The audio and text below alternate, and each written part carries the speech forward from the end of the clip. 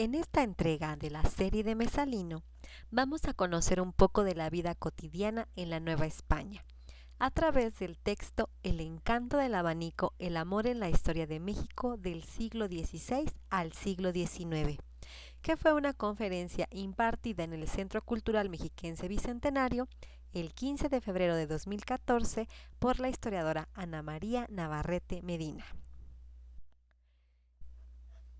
Deja amar al que ama y deja que ame lo que ama.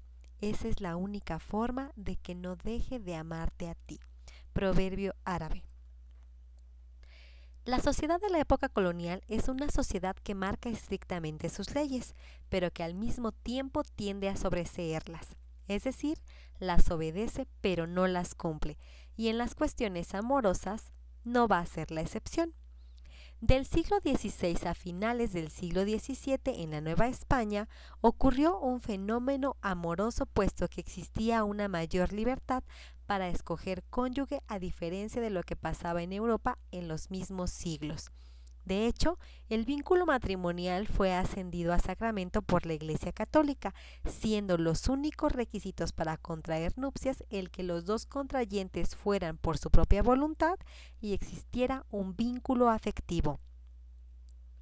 Como se mencionó anteriormente, la palabra amor no versaba en los documentos legales.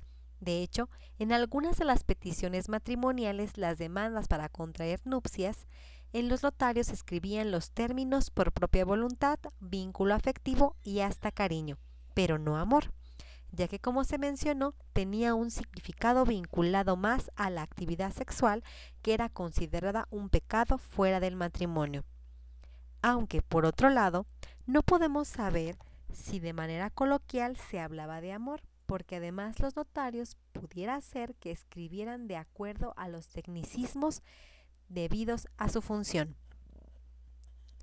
La historiadora Patricia Cid, en su libro Amar, honrar y obedecer, señala que en la Nueva España existieron Romeos y Julietas cuyas historias se encontraron en los archivos religiosos bajo el tema de demandas prenupciales y en la mayoría de las veces con resultados felices para los amantes. Resulta ser que muchos hijos e hijas de familias nobles y no tan nobles decidieron desobedecer la autoridad paterna y casarse con quien realmente amaron. Podríamos preguntarnos cómo le hicieron si vivían en una sociedad que reprimía, pero hubo muchos factores a su favor. En primer lugar, a inicios de la época colonial no había una jurisdicción realmente fuerte que legislara este apartado de la vida cotidiana. En segundo lugar, hay que recordar que desde que llegaron los conquistadores con sus esclavos negros, comenzaron a relacionarse en mayor o menor medida con indígenas, dando lugar al llamado mestizaje. Un factor importante para este tipo de uniones por voluntad o amor era la ayuda incondicional de la Iglesia Católica, cuya jurisdicción incluía gran parte de la vida privada. Esta intercedía a favor de los novios a los que no se les permitía casarse, y muchos de ellos recurrían constantemente al llamado rapto de las novias. Obviamente, no se trataba de un rapto, sino más bien de una huida consensuada en la que los enamorados que huían se apuraban a tener relaciones sexuales, con lo cual quedaba consumado el matrimonio. En este sentido, es necesario decir que en la sexualidad femenina no estaba permitido que ellas tuvieran relaciones premaritales, pero una vez que se daba la promesa de matrimonio o tras un noviazgo largo, se sobreentendía que las relaciones sexuales tendrían lugar a darse. Una mujer, al no ser virgen, perdía su honor y se utilizaban adjetivos calificativos como usada o gozada. El honor era uno de los valores más importantes de la sociedad colonial, pero sobre todo para las clases altas y la nobleza, por lo cual los eclesiásticos actuaban rápidamente y a la novia la ponían bajo custodia en lo que preparaban un matrimonio secreto. En muchos casos el matrimonio secreto se presentó de manera rápida y a manera de que ningún familiar pudiera interponerse y así el honor de la dama en cuestión no se viera mancillado. En varias ocasiones sucedía que los padres que se oponían a los matrimonios de sus hijos los ponían en reclusión, pero siempre había algún buen samaritano, pariente o vecino de los novios, que acudían a testificar lo ocurrido a las autoridades religiosas y que ante el peligro de muerte se presentaban ante las autoridades judiciales pidiendo su ayuda para sacar a los jóvenes de su cautiverio y proceder así al matrimonio privado. Surge la duda entonces de por qué la Iglesia ayudaría a los amantes en vez de a los padres en estas cuestiones amatorias. La respuesta la encontramos en el antiguo continente, puesto que se estaba gestando lo que conocemos como la Reforma Protestante, es decir, el movimiento religioso liderado por Martín Lutero. Los protestantes daban todo poder a los padres sobre los hijos y creían que los matrimonios basados en el amor eran inestables y duraban poco, por lo que la Iglesia Católica, al realizar su movimiento de contrarreforma, necesitaba adquirir, o por lo menos no perder, fieles. De esta forma, al ayudar a los novios, se adquiría una nueva familia unida a la religión católica. Del siglo XVI al XVII importaba más la unión por voluntad propia que la cuestión social. Hubo casos de padres que se oponían al matrimonio de sus hijas o hijos con personas de alguna clase social baja o con alguna de las castas. No estaba bien visto el matrimonio entre diferentes clases sociales, pero la realidad mostraba que sucedía con mayor frecuencia de lo que se cree. Muestra de ello es el gran mestizaje ocurrido en la Nueva España que nosotros podemos observar en los famosos cuadros de castas. Estos no eran más que una representación de la práctica sexual, así como del fruto de uniones en su mayoría clandestinas, puesto que los únicos que podían acceder al matrimonio eran los nobles y las clases altas como los ricos comerciantes o aquellos que tenían un puesto en las audiencias, ya que los trámites ante la Iglesia tenían un costo que ni los indígenas, las castas y mucho menos los esclavos podían cubrir, por lo que en su caso no se casaban, pero sí vivían en amancebamiento o concubinato. Pero tanto el amancebamiento como el concubinato simbolizaban una unión sexual ilegítima, puesto que ésta solo podía ser para la procreación y bajo el sacramento de matrimonio. Por lo tanto, fueron condenadas como prácticas y pecados, aunque siempre se disculparon y se realizaba un matrimonio religioso. Regresando un poco, las costumbres sociales estaban influidas por lo que decían los moralistas y los religiosos de la época, quienes aconsejaban que nunca estuvieran juntos hombres con mujeres porque daba lugar a que sucedieran tocamientos o prácticas inmorales. Así pues, quedaba estrictamente prohibido que los hombres tuvieran trato directo con las mujeres, lo cual fue muy difícil de impedir, puesto que las casas, en especial la de los nobles, tenían una gran extensión de por lo menos un cuarto de manzana, 2 pisos, varias habitaciones en las que una familia compuesta por un matrimonio con más de 10 hijos y a los que se sumaban los parientes cercanos como tíos, abuelos y sobrinos, más los huéspedes de honor y cerca de 10 a 20 sirvientes, hacían muy difícil que se cumpliera esta regla. Este tipo de casas favorecía la visita de los novios y en algún momento estos se quedarían solos y podrían pecar. Eso sin mencionar que la escuela como la conocemos nosotros no existía y los niños tenían un preceptor que los instruía en su casa, más un sacerdote amigo de la familia que se encargaba de la educación moral y religiosa. Pero en ese tiempo los sacerdotes eran vistos como hombres que aspiraban a la santidad, pero que al igual que los otros eran factibles de pecar. Se decía que muchos de ellos eran célibes, mas no vírgenes, es decir, que en algún momento habían tenido relaciones sexuales. De hecho, en los archivos de la Inquisición se encuentran varias denuncias a religiosos, seculares y de órdenes a los cuales se les llevó a un proceso por el pecado de solicitación, el cual consistía en pedir favores carnales por lo general a mujeres jóvenes y en algunos casos a otros religiosos. Dichas solicitudes se daban en el confesionario, pues en el lugar en el que estaban tendían a estar alejados y solitarios, lo cual facilitaba el pedimiento sexual. Algunas otras veces mandarrecados con mujeres o sirvientes. Otras veces los sacerdotes, frailes o religiosos mantenían una relación con una mujer por varios años. Dicha unión daba lugar a la procreación de varios hijos que eran bautizados como huérfanos o expósitos, que en latín significa expuestos. Las autoridades los denominaban hijos espurios y no podían ser legitimados. De esta forma llegamos a encontrar que los hijos expósitos son un factor que muestran un amor pasional o una sexualidad relajada en la sociedad novohispana. Muchos de estos expuestos o afrazados, abandonados envueltos en frazadas, eran abandonados en la casa de los padres, quienes la mayoría de las veces eran hombres casados que habían cometido adulterio. Ellos recogían a los niños y los adoptaban en la mayoría de las veces, puesto que la adopción era una cuestión que ocurría frecuentemente y sin mucho papeleo. Esta práctica se fue intensificando en el siglo XVIII, puesto que para ese entonces las costumbres sociales en torno al amor y a la elección de pareja habían cambiado.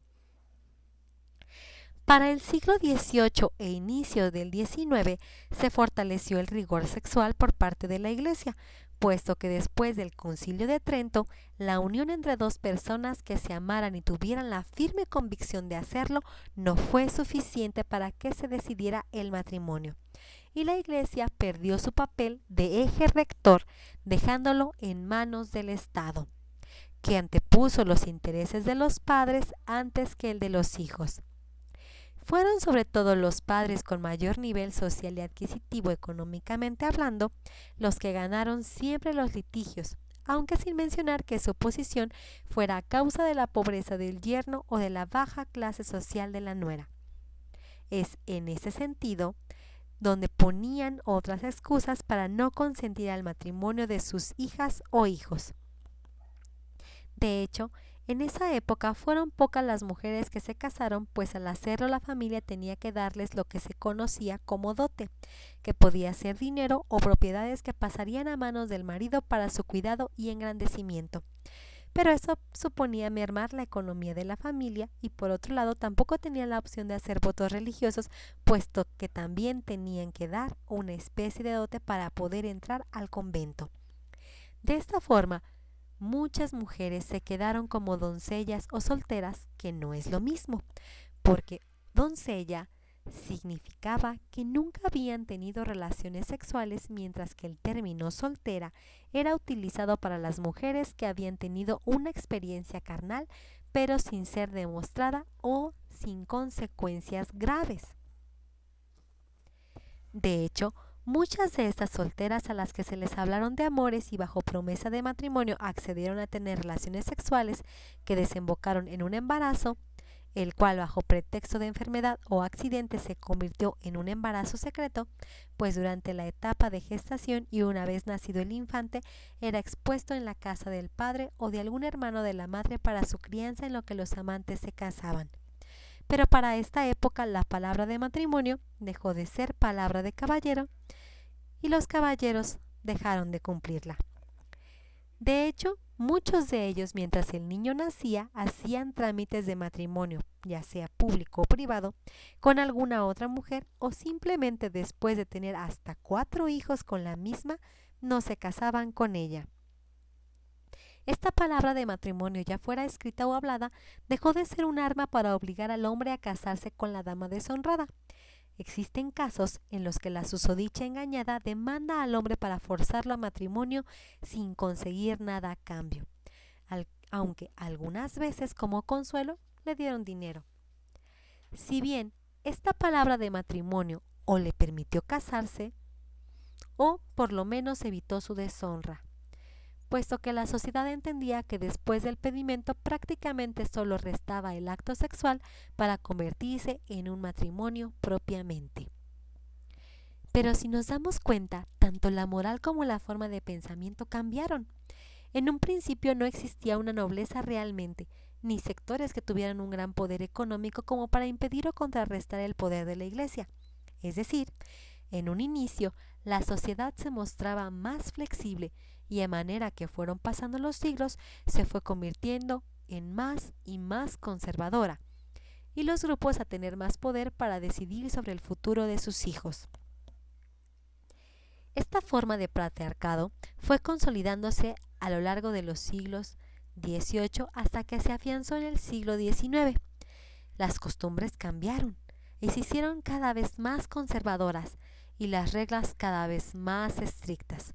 Se marcó muy bien la separación entre la esfera privada y la pública, y así todas las publicaciones, las revistas y los periódicos de la época versaban sobre la gran misión de la mujer de ser en primera instancia una hija obediente, para después ser una esposa excelente y una madre excepcional, es decir, ser el fuego del hogar.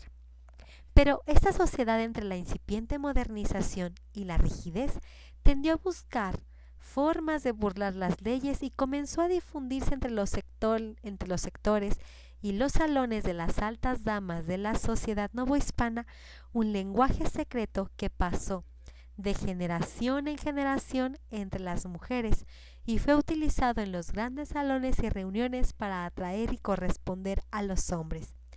Este lenguaje, no tan secreto, se conoce como el lenguaje erótico del abanico. Pero esa es otra historia. Como parte de la unidad de construcción de aprendizaje sobre la vida cotidiana en la Nueva España, y en este caso sobre el amor en la sociedad colonial, tendrás que contestar las siguientes preguntas. Número 1. ¿Qué significa el término sobreseer? Número 2. ¿Cuáles eran los requisitos para casarse a inicios del siglo XVI en la Nueva España? 3. ¿Cómo ha cambiado el concepto del amor con el tiempo? Es decir, tendrás que escribir qué significaba antes y qué significa ahora el amor. 4. Según el texto, ¿qué es una demanda prenupcial? 5. ¿Cuáles fueron los factores que permitían el matrimonio sin consentimiento de los padres?